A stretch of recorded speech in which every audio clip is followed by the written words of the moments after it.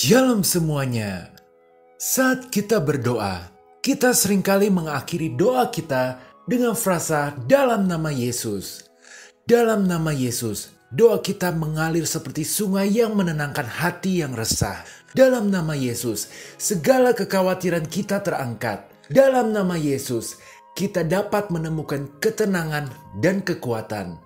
Dalam nama Yesus, kita menemukan penghiburan dan pengharapan. Dalam nama Yesus, segala ketakutan kita hilang. Kita selalu mengucapkan dalam nama Tuhan Yesus, sehingga telah menjadi kebiasaan dari doa kita. Namun apakah kita benar-benar memahami apa arti dan kekuatan di balik frasa ini? Mengapa kita menggunakan nama Yesus dalam doa kita?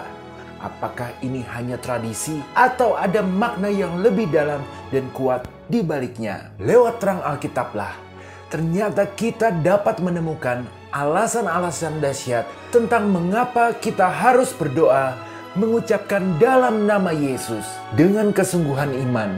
Maka biarlah kita semakin sering berdoa dan sering mengucapkan frasa dalam nama Tuhan Yesus, supaya kuasa Tuhan nyata dalam hidup kita. Haleluya, amin. 1. Karena Tuhan Yesus sendiri yang mengajarkan.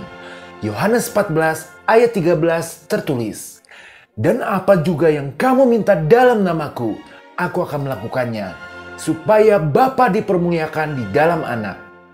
Arti Kristen adalah pengikut Kristus. Maka kita sebagai orang Kristen harus mengikuti apa yang Yesus Kristus telah ajarkan. Melalui ayat ini, kita memahami bahwa dalam nama Tuhan Yesus, Anda dapat meminta apapun yang hati Anda rindukan.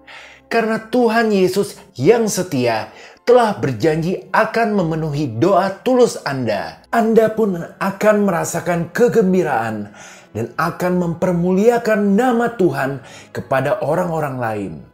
Ingatlah selalu bahwa Yesus telah menjadi jembatan antara Anda dengan Bapa.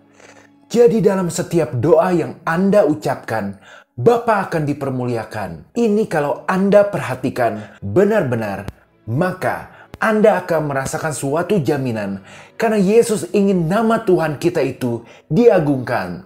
Tuhan Yesus ingin hidup kita menjadi saksi di hadapan orang-orang lain, terutama bagi orang yang belum mengenal Tuhan. Maka dari itu, doa Anda pasti akan dikabulkan dalam nama Tuhan Yesus.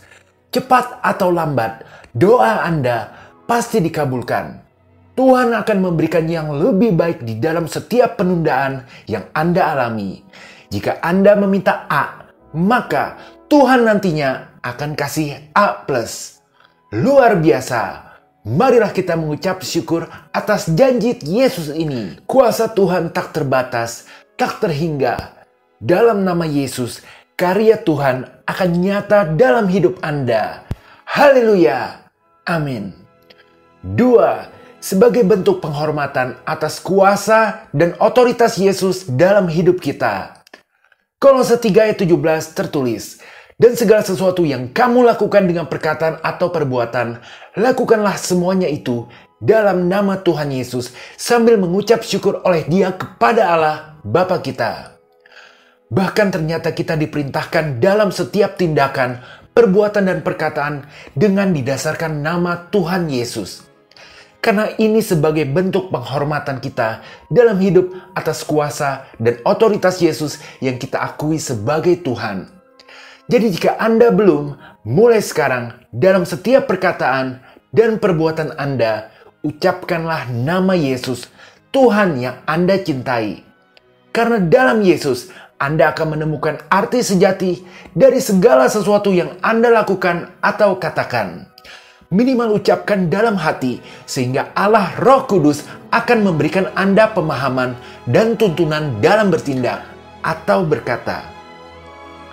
Pada akhirnya, Anda akan berhasil di dalam segala hal. Ini adalah kunci dahsyat.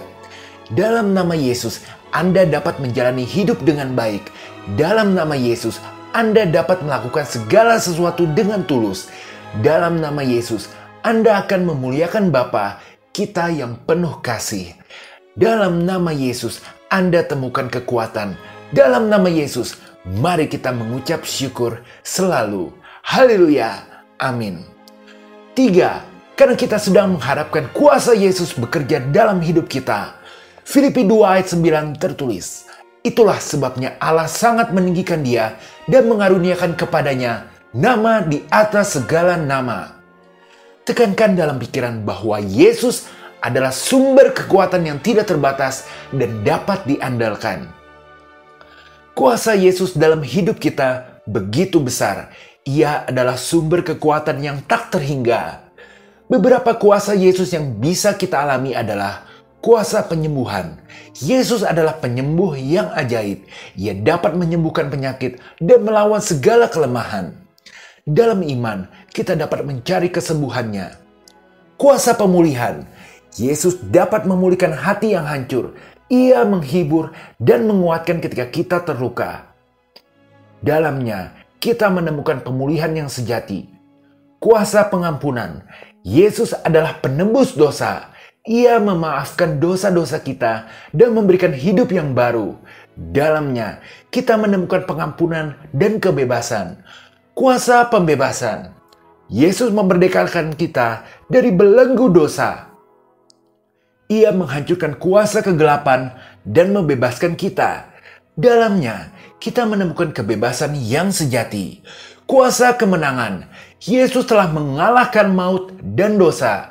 Ia memberikan kemenangan atas segala kuasa kejahatan. Dalamnya, kita hidup dalam kemenangannya yang abadi. Dan kuasa lainnya. Tuhan telah menetapkan bahwa Yesus adalah nama di atas segala nama. Jadi dalam nama Yesus, kita akan temukan harapan. Kita akan mengalami berbagai kuasa Yesus yang dahsyat itu. Dalam nama Yesus, kami mengucap syukur selalu. Karena sesungguhnya dalam nama Yesus ada kepastian bahwa pengharapan kita takkan mengecewakan. Haleluya. Amin.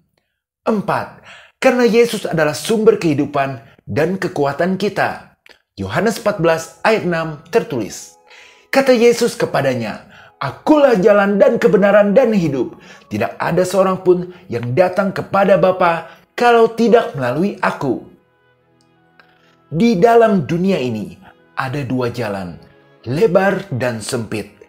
Jalan yang benar adalah jalan yang membawa kita kepada Bapa, yakni Tuhan, Sang Pencipta kita. Jalan itu digambarkan sempit dan penuh liku. Kita sudah pernah membahasnya lengkap dalam video berjudul Malam Gelap Jiwa, di mana ketika kita melewati jalan yang sempit itu, keadaan akan semakin berat. Bidang-bidang hidup kita satu persatu mengalami goncangan. Tetapi semuanya tidak akan melebihi kekuatan kita. Kita wajib memasuki jalan yang sempit itu. Karena jalan yang lebar alias jalan dunia memang enak, tapi nasib kita akan berakhir tidak baik. Lagi pula, di ujung jalan itu, di jalan yang sempit, akan ada hidup yang sejati dengan berkat yang berlimpah-limpah. Yang jadi pertanyaannya, bagaimana kita dapat pergi untuk berjalan di jalan yang benar namun sempit itu? Jawabannya ada dalam nama Yesus. Di dalam Yesus, kita temukan jalan kebenaran dan hidup yang sejati. Tak ada yang bisa datang kepada Bapa kecuali melalui Yesus. Dengan mempercayai dan mentaati segala ajaran Yesus, maka langkah hidup kita akan dituntun oleh Roh Kudus pada hadirat Bapa yang Maha Kuasa. Jadi Yesus adalah sumber kehidupan abadi. Karena hanya melalui Dialah kita dapat mengenal Bapa dan hidup dalam kebenarannya yang suci. Mari kita serahkan hidup kita lebih lagi, mengikuti Yesus lebih lagi dalam setiap langkah hidup kita. Karena Dia adalah jalan, kebenaran, dan hidup. Haleluya. Amin.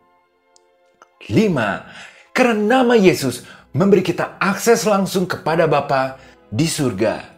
Ibrani 4 ayat 14 tertulis, karena kita sekarang mempunyai imam besar agung yang telah melintasi semua langit, yaitu Yesus, Anak Allah.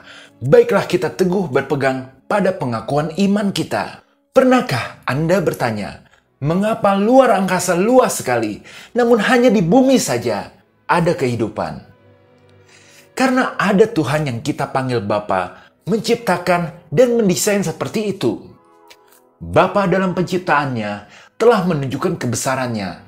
Langit menggambarkan keajaiban Bapa kita yang tiada tara, keindahan alam yang luar biasa. Dari langit yang luas hingga samudra yang dalam, Bapa juga menciptakan matahari yang terbit di ufuk timur dan bulan yang bersinar dengan cahaya yang lembut. Bapa menciptakan binatang-binatang yang beraneka ragam. Dari singa yang gagah hingga burung-burung di udara, semua diciptakannya dengan kebijaksanaannya yang besar, menunjukkan keagungannya yang tak terbandingkan. Dan manusia seperti kita hanyalah debu. Bagaimana bisa kita menghampiri atau berkomunikasi dengan Bapa yang dahsyat itu? Tetapi puji Tuhan, Yesus telah menjadi imam besar bagi kita untuk memberikan kita akses langsung kepada Bapa yang Maha Kuasa. Di dalam nama Yesus, imam besar agung, imam yang sempurna, penuh belas kasihan, imam besar yang dapat turut merasakan kelemahan-kelemahan kita, yang sama dengan kita juga, bahwa Yesus telah dicobai, hanya tidak berbuat dosa. Kita bisa berkomunikasi langsung dengan Bapa, berpegang teguh pada doa yang kita nyatakan dalam nama Yesus. Ini sangat penting untuk kita, karena dalam setiap penderitaan dan ketidakpastian hidup, kita dapat percaya bahwa kita dapat menghubungi Tuhan Sang Pencipta yang bijaksana untuk menolong kita yang hanya debu ini. Terima kasih Tuhan Yesus. Kami sekarang menyadari bahwa Tuhan adalah yang utama dalam segala hal di hidup ini. Maka semuanya akan ditambahkan dalam hidup kami, baik itu kesehatan kami, keuangan kami, karir kami, pendidikan kami, maupun hubungan kami dengan sesama, berlimpah-limpah. Haleluya. Amin. Sebagai penutup, terima kasih untuk saudara yang telah menonton sampai saat ini. Karena setelah kita memahami makna di balik ucapan dalam nama Yesus, ada satu aspek terpenting yang perlu diingat. Yang dimana jika aspek ini dilanggar, maka doa kita tidak akan didengar. Aspek itu adalah kerendahan hati. Lukas 18 ayat 13 sampai 14 tertulis, tetapi pemungut cukai itu berdiri jauh-jauh, bahkan ia tidak berani menengadah ke langit, melainkan ia memukul diri dan berkata, "Ya Allah, kasihanilah aku orang berdosa ini." Aku berkata kepadamu, orang ini pulang ke rumahnya sebagai orang yang dibenarkan Allah, dan orang lain itu tidak. Sebab barang siapa meninggikan diri, ia akan direndahkan. Dan barang siapa merendahkan diri, ia akan ditinggikan. Doa pemungut cukai adalah contoh doa yang mengajarkan tentang kerendahan hati dan pengakuan dosa. Dalam cerita ini, Tuhan Yesus menceritakan tentang seorang pemungut cukai yang merasa rendah hati dan menyadari dosa-dosanya di hadapan Tuhan. Dalam doanya, ia tidak berani menatap ke langit, melainkan memukul dadanya sebagai tanda penyesalan dan kerendahan hati. Ia memohon kasih dan pengampunan Tuhan. Tuhan Yesus kemudian menyatakan bahwa orang pemungut cukai ini pulang ke rumahnya dengan dibenarkan oleh Allah. Hal ini menunjukkan bahwa kerendahan hati dan kesadaran akan dosa merupakan sikap yang dihargai oleh Tuhan. Jadi Tuhan hanya akan mendengar mereka yang merendahkan diri dan memohon akan kasih dan pengampunan Tuhan. Doa ini mengajarkan kunci sukses berdoa, yaitu sikap kerendahan hati dalam hubungan kita dengan Tuhan. Ketika kita menyadari dosa-dosa kita dan merendahkan diri di hadapannya, Tuhan siap untuk mengampuni dan membenarkan kita. Sikap kerendahan hati juga menghindarkan kita dari kesombongan, yang dimana dalam kisah ini merupakan sifat dari orang Farisi yang ditolak Tuhan. Maka mulai sekarang, marilah kita bersama-sama belajar untuk miskin di hadapan Tuhan. Jatuh bangun tidak apa-apa. Ingatlah, kesombongan itu adalah penyebab utama segala kesusahan kita.